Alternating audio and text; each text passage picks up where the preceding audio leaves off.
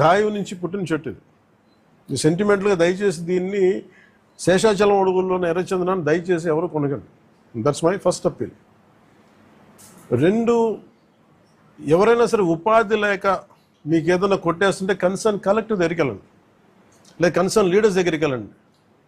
స్థానికంగా ఇక్కడ ఎవరన్నా కూర్చోబెట్టి సహాయపడి దానికి ఏదైనా ఆల్టర్నేట్ ఎంప్లాయ్మెంట్ చేస్తాం తప్ప దయచేసి మీరు ఎర్రచందనం చెట్లలో నరికివేతలు మీరు పాల్గొనకండి. అలాగే మిగతా రాష్ట్రాల నుంచి వచ్చే వాళ్ళకు కూడా ఒక అవేర్నెస్ క్యాంపెయిన్ స్టార్ట్ చేస్తాం, తమిళనాడులో కానీ మిగతా చోట్ల నుంచి కానీ. ఆ క్యాంపెయిన్లో కూడా దయచేసి మీరు ఇక్కడికి వచ్చి దీన్ని మీరు కేసులో ఇరుకోవద్దు.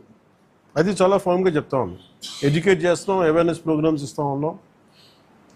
ఇవన్నీ అలాగే నేను అడుగుతున్నా, it's also create law and order problems. అది ఎలా చేస్తున్నారంటే వీళ్ళు నరికి దొంగలు తీసుకెళ్ళిపోతున్నప్పుడు వీళ్ళని ఆపాలనుకున్నప్పుడు వీళ్ళు లైసెన్స్ ప్లేట్ లేని కార్లు కావచ్చు, లేదంటే అసలు ఇంజిన్లో కూడా చాసిస్ మీద నెంబర్లు చెడిపేసి దొంగతనం చేసిన కార్లు, అది ఒక చాలా క్రమబద్ధీకరణతో జరుగుతుంది, చాలా మెథాడికల్గా జరుగుతుంది. సో వీళ్ళకి మేము ఏం చేసుకున్నామంటే వన్ సింపుల్ వార్నింగ్ అందరికీ ఇస్తుంది, ముఖ్యంగా రెడ్ శాండర్స్ అందరికీ కూడా.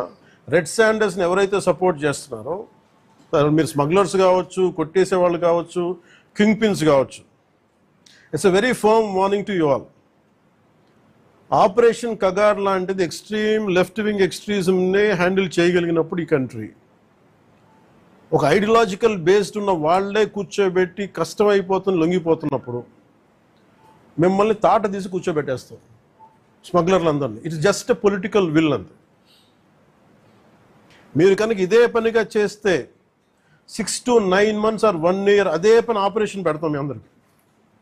మీరు స్వచ్ఛందంగా ఆపారా మంచిది, మీరు ఆపలేదా ఒక 1 year 1.5 year ప్రత్యేకమైన special zone, special operation create చేసి మళ్ళీ రెడ్ శాండర్స్ ఎవడన్నా తిరగాలి చెట్టు కొట్టాలంటే కూడా భయపెట్టే స్థితికి మేము తీసుకొస్తాం.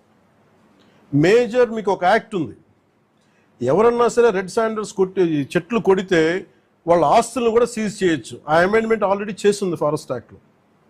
You have to be very very clear on that. So ప్రభుత్వం ఇంకా ఆలోచిస్తూ ఉంది తటపాయిస్తుంది, ఇంకా ఆ తటపాయింపులు లేవు.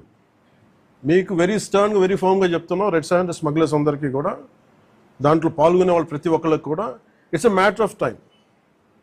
సో మీ అందరూ కూడా మర్యాదగా మీరు వెనక్కి వెళ్ళిపోయి వేరే పనులు చూసుకుంటారా లేదా ఇవే చేస్తారనేది చాయిస్ ఇస్ యువర్స్. ఎందుకంటే వన్స్ మేము ఆపరేషన్ స్టార్ట్ చేసినప్పుడు మటుకు ముఖ్యమంత్రి గారి దృష్టికి తీసుకెళ్తాం, ఆల్రెడీ ఆయన స్టార్ట్ చేశారు.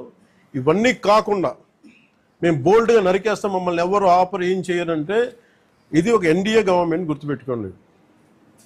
It's a tough government.